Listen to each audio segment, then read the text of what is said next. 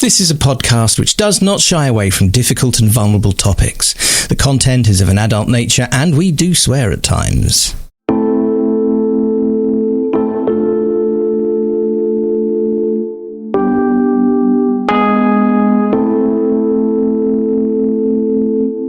Welcome to the Autistic Licence podcast. I'm Shauna and I'm in Carrickfergus in Northern Ireland.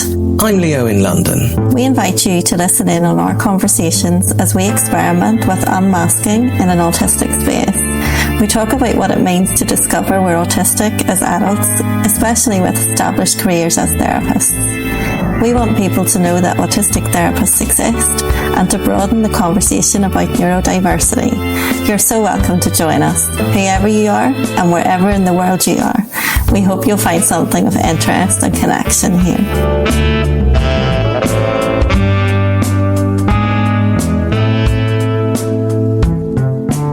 So that was lovely. Is there anything that's left for you after that conversation? For me? Well, I think I was, I'm thinking that was, I've been quite pedantic about my own experience of, the lack of choice of upholding the values of particularly injustice. Well, that's not a value. Justice is the value. And to go over that again is probably going to be labouring the point. And I think what I recognise, though, is that I stand by the fact that there is less choice for many autistic people about putting themselves on the line to uphold a sense of justice in a situation that they come across.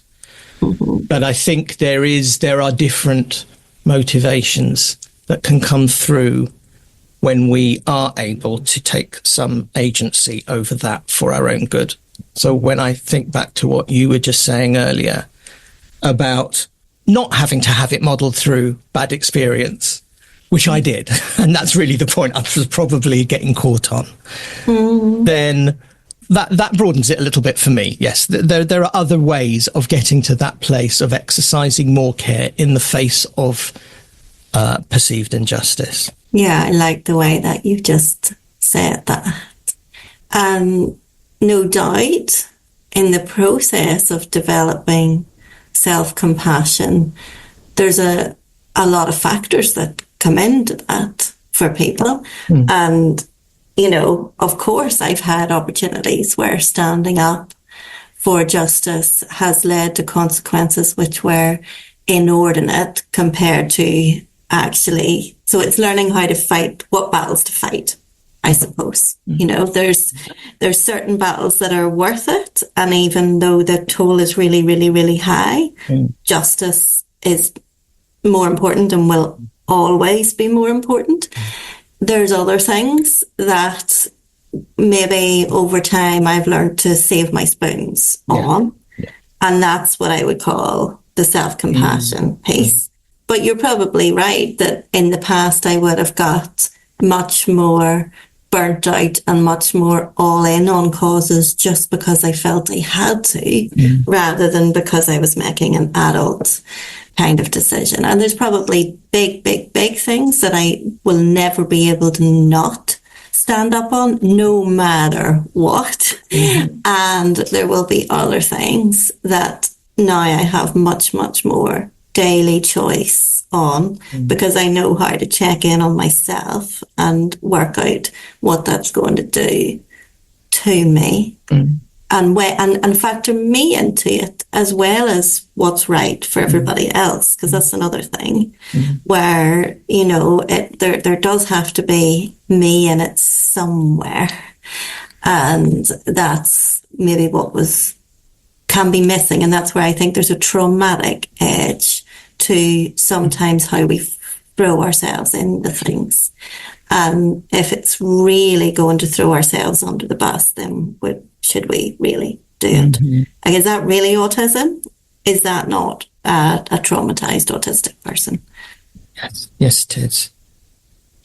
A sidebar that it's not really, a continuation that occurred to me just then was when we were talking earlier about that timeline difference between the queer community and the societal progress of acceptance, that they're being quite a long way in years ahead of the neurodivergent community. 34. Acceptance. That was I think what was said was 30 or 40 originally. Oh, really? And I think you misheard it and then we liked it because it was so specific and autistic to have a number. I think thinking that might have been what happened. But that part of that conversation, it just come round to that again. Whereas in terminology, mainstream neurotypical society, the push for improvement is around doing more of the standing up to your values. You know, actually acting, actually not being the bystander, yes, not intervening, and to have more of, you know, whether you call that, you know, civic duty or compassion or whatever. There's not enough of that. And the kind of media and art, I suppose, also kind of reflections of that would be geared towards growing that sense of action. And what we're probably saying in what will doubtless sound like a very self-aggrandizing way is that we are on the other side of that and we're doing too much and we need to get a better sense of pulling it back. And letting those other people, you know, step up. But as long as there's that gap between those two states, who's more likely to fill it? And it'll be us. And that's what you're saying about being the whistleblowers. Like, people will stand back and let the autistic people burn themselves out fighting for the causes. And so, both and I suppose that's the role of allyship as well. That's nice. That we shouldn't just have to always be the ones that are brave and stand up. You know, it's that kind of weaponization sometimes of that word brave as well. You know, it's like we should all be brave and not safe. And it's like, well, fair enough, but how much does it cost me to be brave compared to you to be brave, and a black person to be brave compared to us as white people to be brave?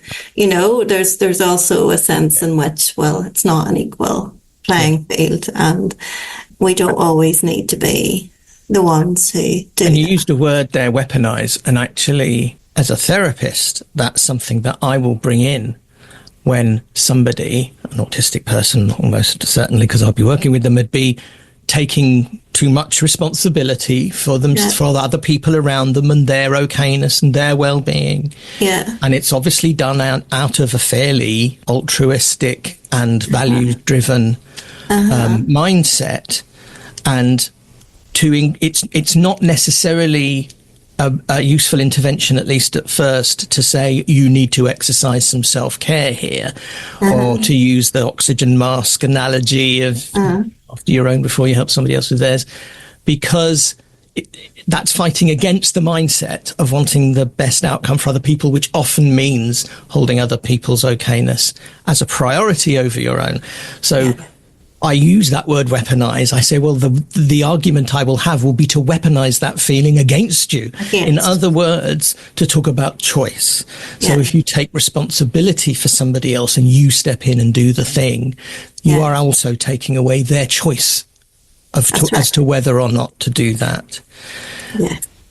And because that then feels unfair to the others, that you're doing that to them, that can manipulate some of those core values into self-care.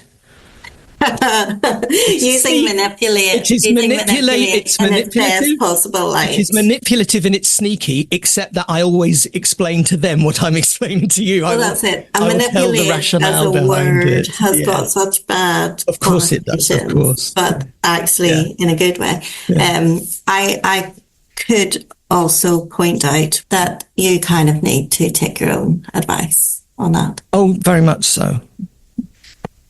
Very much so. But good point. That has been on my mind constantly.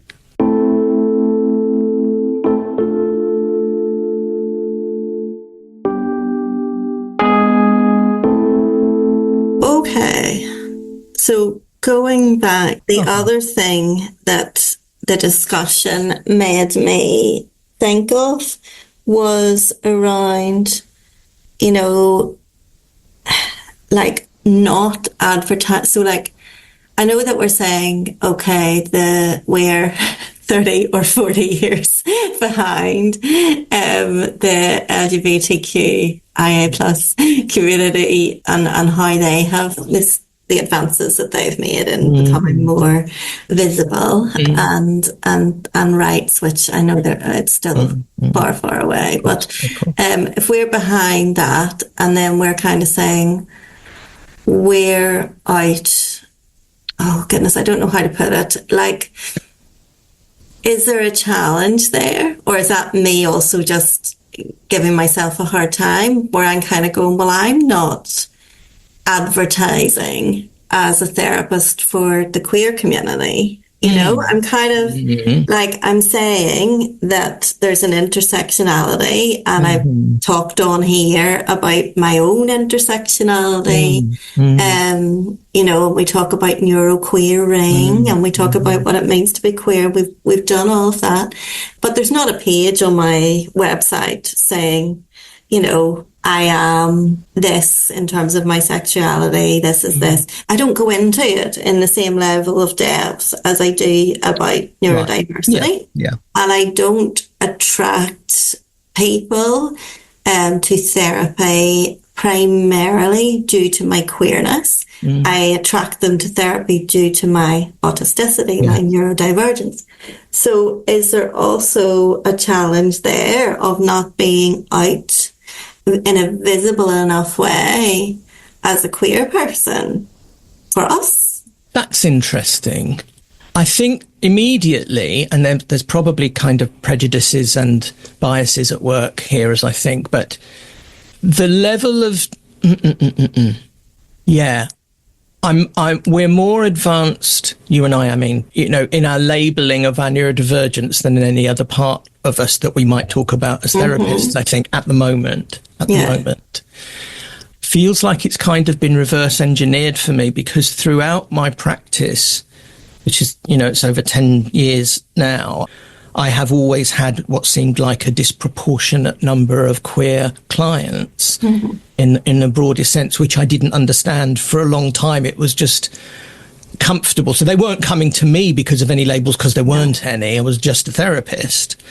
And yet those relationships and those pieces of work seem to arrive frequently and work well. And I didn't get it. And now I do. And now it's lovely to have that neuroqueer paradigm to understand those intersections and why that was the case. It's a really good question, actually. Why one set of identity markers, labels? The one thing I thought, okay, I'm not sure how this is coming out, but for example, yes, I will say I'm autistic. Yes, I'll say I'm ADHD. And then there's maybe other broad thing. I don't talk about the very details of my autisticality. I don't talk about the fact that these are my heightened sensitivities. These are the things that I melt down over, or, you know, I do with clients sometimes. I'll absolutely disclose some of those specifics in the work, but not in order to publicize who and what I am so that people can relate. And I don't know how I would do that by saying queer, because again, there's still chunks of me that are thinking that you're not allowed. No, but also that I'm appropriating, you know. And unless I do, see, that's the difference, actually. I think you can say, okay, again, this is just coming out as I'm thinking it. I can say I'm autistic. I can say I'm ADHD, or I can say I'm just neurodivergent. And that has a broad meaning, but it's enough for somebody to go, they'll probably get me, I'll have a chat. All right, if we're talking about how we present ourselves publicly. If I were to say I'm queer, and I'm still struggling with whether that's okay, you know, in terms of an appropriating, that doesn't actually tell you very much at all.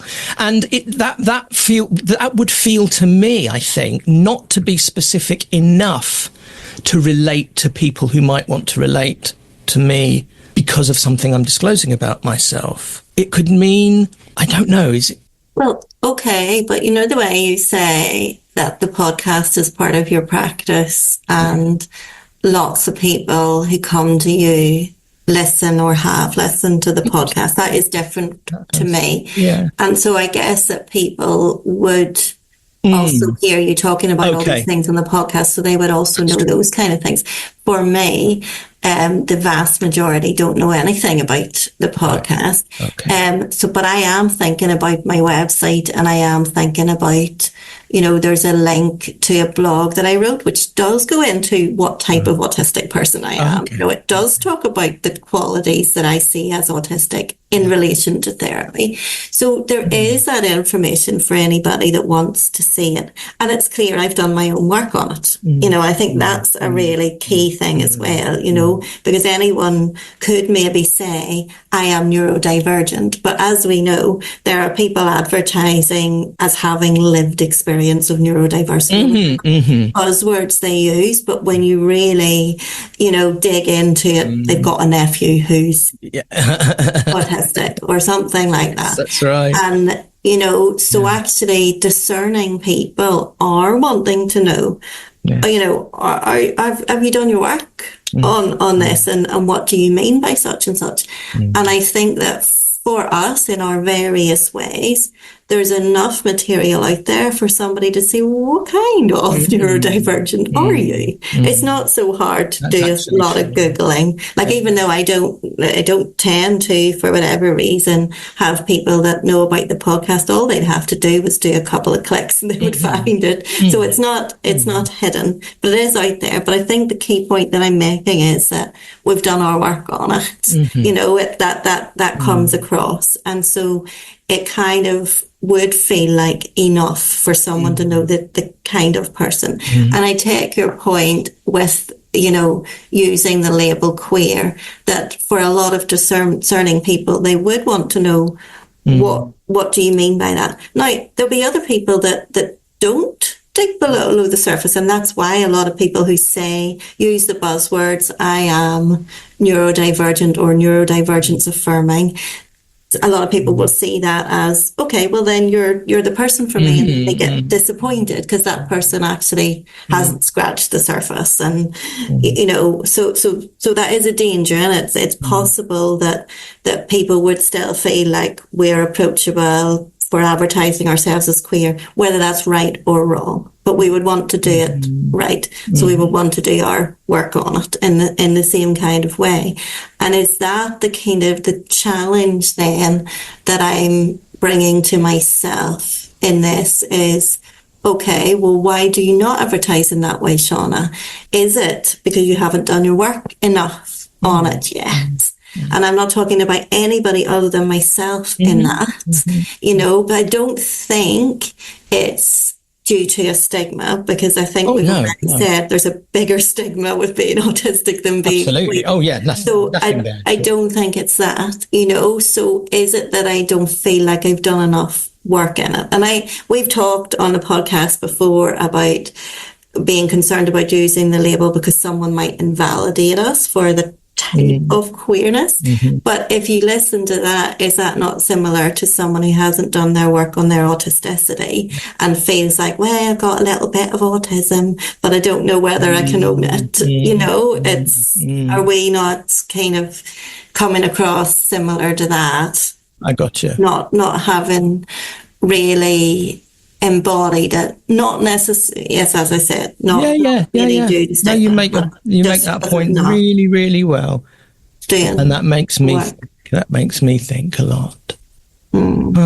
Because I mean, let's be honest, the people that were seeking you out, you weren't advertising as queer or as neurodivergent, but the people still find you, and me too. My whole career. So, you know, just in the way that people sort of saw our neurodivergence without it being named, they see our queerness as well, you know, because it's so common, you know, and there's probably a radar in the same way as there is for autism. And I'm sure it's actually much more in their awareness than mine, for example. You know, for sure they're going to just drop something very general and subtle that I may not even perceive, but it's the fact that I don't perceive it and don't react to it in some particularly maybe stereotypical way that can slowly build up. I'm sure I'm tested a lot more than I'm aware of, and it's because I'm not aware of that I get through those tests, I guess, and those, then those alliances and bonds can develop. It's not just because I'm trying not to be judgmental. It's because there's nothing to be judgmental about, and that's the whole fucking point. But that must be the same as what happened whenever people who were autistic. Yes. But also people who didn't know they were autistic. Yeah, that's for sure. Because that's different. That can happen subconsciously on both sides. But I think that maybe this has as well. How do we know? Oh, no, that's true. That's true. People that we've worked with who haven't been out as queer were actually queer. Oh, yeah. And were drawn to us because we were queer too. So I think you're absolutely how do we know that all of this isn't? No, that must be exactly the same, actually. These are completely equal points, aren't they? They absolutely are, and they work in just the same way.